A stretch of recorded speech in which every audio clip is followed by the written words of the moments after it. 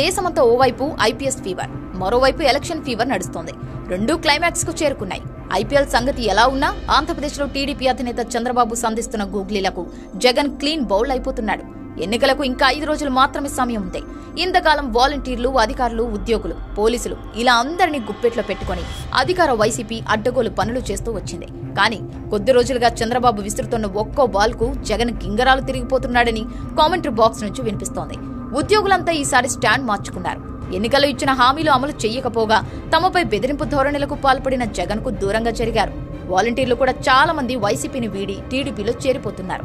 జగన్ను నమ్మి అడ్డదారులు తొక్కిన కొందరు పోలీసులపైన వేటు పడింది.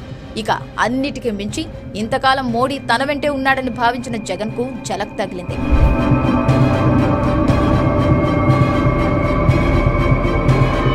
చిలకలూరిపేట సభలో సాఫ్ట్ గా సాగిన మోడీ ప్రసంగం నిన్న అనకాపల్లికి వచ్చేసరికి విమర్శల డోస్ పెరిగింది.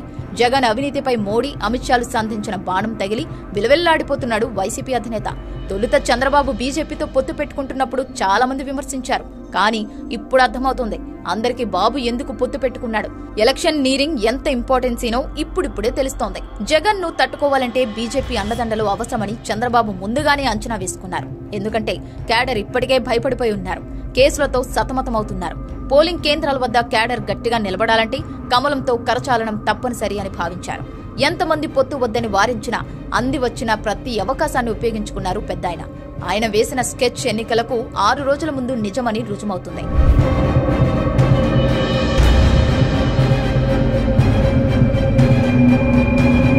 పోలింగ్ కు ముందు అడ్డగోలుగా డబ్బులు వెదజల్లి గెలవాలని జగన్ స్కెచ్ వేశారు. ముందే పసిగట్టిన టీడీపీ అధినేత ఎన్నికల కమిషన్ కు ఫిర్యాదు చేయించి జగన్ కుట్రలను తిప్పికొట్టారు. అదే సమయంలో వైసీపీ అనుకూలమైన అధికారులపై వేటు వేయించగలిగారు. ఇలా చంద్రబాబు వరుసగా సంధిస్తున్న గూగ్లీలను తట్టుకోలేక జగన్ టీం డీలా పడిపోయింది. అన్ని వైపుల నుంచి కూటమి జగన్ ను అష్ట దిగ్బంధనం చేస్తుండటంతో ముఖ్యమంత్రి నిరాశ నిస్పృహల్లోకి వెళ్లిపోయారు. ముఖ్యంగా డీజీపీ రాజేంద్రనాథ్ రెడ్డిపై ఈసీ బదిలీ వేటు జగన్ ను మరింత కుంగదీసింది అనే టాక్ వినిపిస్తోంది. దీంతో ఎన్నికలను ఎదుర్కోలేక ఏమీ పాలుపోని స్థితిలోకి వెళ్లిపోయారు. అధికారులను మారుస్తూ తనను లేకుండా చేయాలని చూస్తున్నారంటూ జగన్ పెడబొబ్బులు పెడుతున్నారు. మొత్తం మీద చంద్రబాబు బౌలింగ్ ను ఎదుర్కోలేక జగన్ పెవిలియన్ బాట పట్టడంతో రాష్ట్రంలో వైసీపీ క్లీన్ బౌల్డ్ అయిపోయినట్టే కనిపిస్తోంది. ఇప్పటికే సర్వేలన్నీ కూటమిదే అధికారమని కుండబద్దలు కొడుతున్నాయి. ఇక మిగిలి ఉన్న 5 రోజులు సేఫ్ గేమ్ ఆడితే అధికారం చేతికి వచ్చినట్లేనని చంద్రబాబు భావిస్తున్నారు.